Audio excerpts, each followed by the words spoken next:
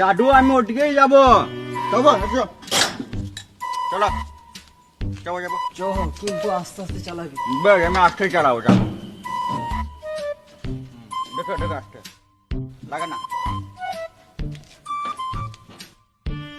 ধরো ধরো ধরো ধরো ধরো ঠিক ধরো, ঠিক আছে ঠিক আছে।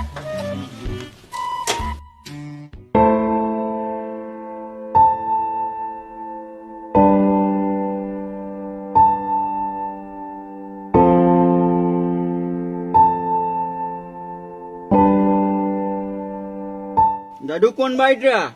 এই বাড়িটা।